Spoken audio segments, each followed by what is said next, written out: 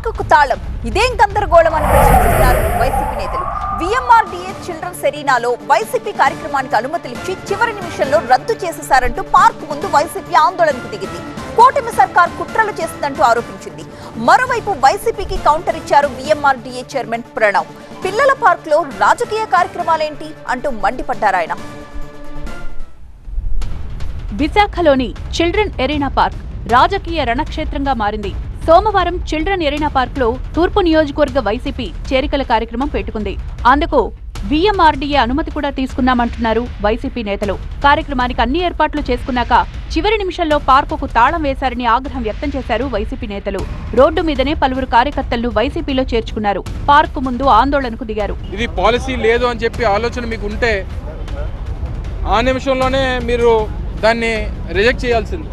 మీరు డబ్బులు కట్టించుకొని పర్మిషన్ ఇచ్చి ఏర్పాట్లన్నీ చేసుకొని అందరూ వచ్చిన తర్వాత, గెస్టులు అందరూ వచ్చిన తర్వాత మీరు బిల్డింగ్కి తాళాలు వేసి ఎవరిని రానివ్వనంటే ఎవరికి భయపడుతూ ఉన్నారు?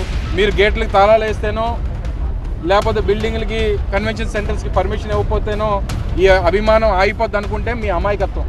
అంటే ఒక దళిత నాయకుడు ఈ వైఎస్ఆర్ కాంగ్రెస్ పార్టీలో చేరడానికి, అంటే దళితులకి ఈ బిల్డింగ్లో అడుగుపెట్టేటువంటి హక్కు లేదా? కూటమి సర్కార్ కుట్రపూరితంగా వైసీపీలో చేరికలను అడ్డుకోవాలని చూసిందన్నారు ఆ పార్టీ నేత కేకే రాజు.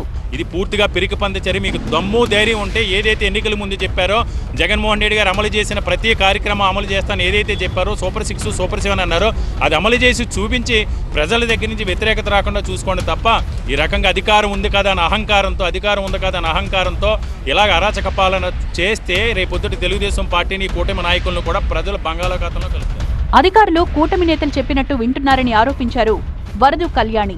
అసలు ప్రజలకి రాజ్యాంగం ఇచ్చిన ప్రాథమిక హక్కు నచ్చిన పార్టీలో ఉండడం, దాన్ని కూడా కాలరాస్తూ ఈ విధంగా వ్యవహరించడం చాలా దుర్మార్గకరమైన చర్య. దీన్ని మేము తీవ్రంగా ఖండిస్తూ ఉన్నాము. గెట్ టుగెదర్ కోసం ఓ వ్యక్తి అనుమతి తీసుకున్నారని, సోమవారం ఉదయం చూస్తే వైసీపీ జెండాలతో పార్కు నింపేశారన్నారు విఎంఆర్డీఏ చైర్మన్ ప్రణవ్.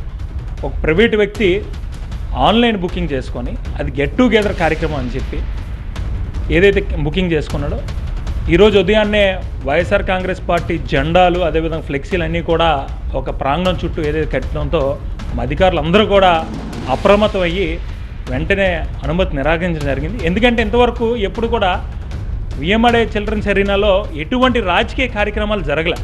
చిన్నారుల పార్కును రాజకీయ వేదికలకు వాడుకుంటామనడం సరికాదన్నారు ప్రణవ్. కూటమి నేతలు కుట్రలు చేశారు, కూటమి నేతలు కావాలని అడ్డుకున్నారంటున్నారు. ఇటువంటి చిల్లర రాజకీయాలు వైఎస్ఆర్ కాంగ్రెస్ పార్టీ నాయకులు మానుకోవాలి.